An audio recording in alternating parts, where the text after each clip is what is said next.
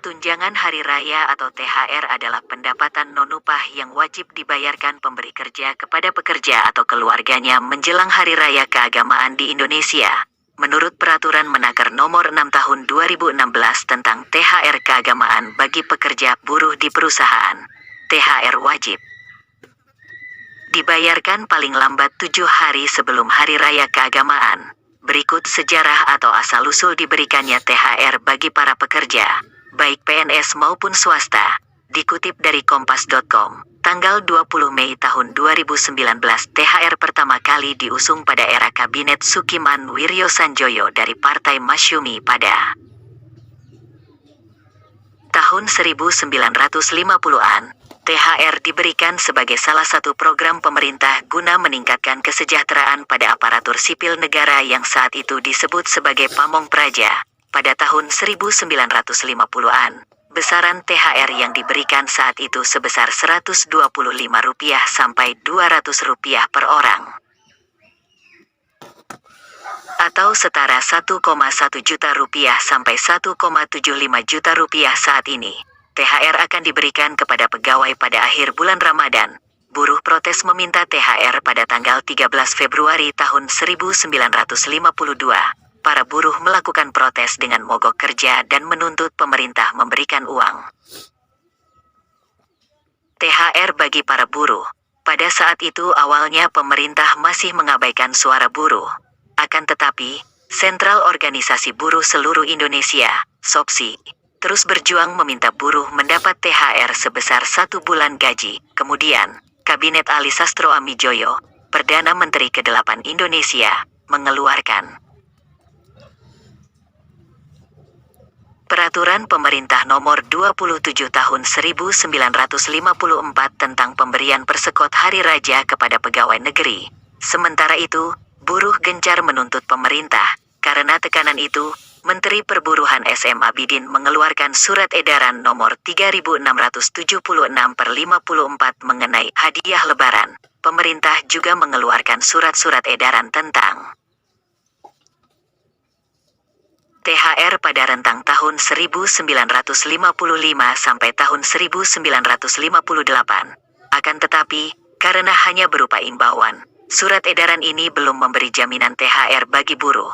Buruh mendapat THR kemudian para buruh, utamanya SOPSI terus menuntut pemerintah. Suara buruh justru baru didengar ketika Soekarno menerapkan demokrasi terpimpin menteri Perburuhan Aham Erning Praja di bawah Presiden Soekarno mengeluarkan Peraturan Menteri Perburuhan Nomor 1/1961. Dilansir dari kompas.com, pemerintah Orde Baru mengeluarkan aturan baru yang memperjelas besaran dan skema THR. Pemerintah mengeluarkan Permenaker Nomor 4 Tahun 1994 tentang Tunjangan Hari Raya Keagamaan bagi pekerja swasta di perusahaan. Belakangan, pemerintah kembali merevisi aturan THR pada 2016. Permenaker Nomor 6 Tahun 2016 mewajibkan perusahaan memberi THR bagi pekerja yang telah bekerja minimal 1 bulan. Berkat perjuangan panjang demonstrasi buruh tersebut, kini THR bagi pekerja swasta telah jadi norma umum di masyarakat. Baru diatur secara resmi pada 1994. Dikutip dari kompas.com, tanggal 10 Mei tahun 2020, pemerintah akhirnya secara resmi mengatur perihal THR secara khusus pada 1994.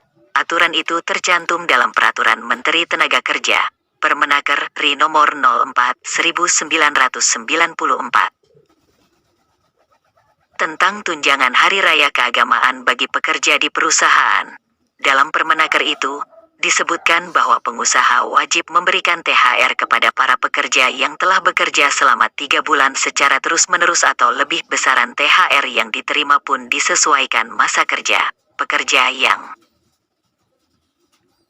telah mempunyai masa kerja 12 bulan secara terus-menerus atau lebih menerima sebesar 1 bulan gaji. Sedangkan pekerja yang mempunyai masa kerja 3 bulan secara terus-menerus tapi kurang dari 12 bulan diberikan secara proporsional dengan masa kerjanya, yakni dengan perhitungan masa kerja dibagi 12 dikalikan 1 bulan gaji. PKWTT dan PKWT juga dapat THR. Kementerian Ketenagakerjaan merevisi peraturan mengenai THR tersebut pada 2016. Perubahan ini tertuang dalam Peraturan Menteri Ketenagakerjaan No. 6/2016 tentang tunjangan hari raya keagamaan bagi pekerja atau buruh di perusahaan. Disebutkan bahwa pekerja yang memiliki masa kerja minimal 1 bulan sudah berhak mendapatkan THR. Tak hanya itu, kewajiban pengusaha untuk memberi THR tidak hanya diperuntukkan karyawan tetap, tetapi juga untuk pegawai kontrak, termasuk yang bekerja berdasarkan perjanjian kerja waktu tidak tertentu, PKWTT, ataupun perjanjian kerja waktu tertentu, PKWT. Lebih lanjut, besaran THR yang diterima pekerja akan ditentukan berdasarkan masa kerja yang telah mereka lalui di sebuah perusahaan atau institusi. Bagi yang sudah memiliki masa kerja minimal 12 bulan atau lebih secara berturut-turut, maka akan memperoleh THR sebesar upah atau gaji 1 bulan yang terakhir diterima.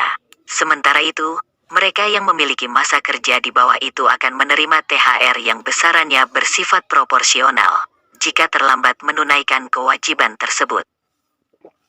Kepada para pekerjanya, perusahaan akan dikenai sanksi administrasi sebagaimana diatur dalam Permenaker Nomor 20 Tahun 2016 tentang tata cara pemberian sanksi administratif dan PP Nomor 78 Tahun 2015 tentang pengupahan.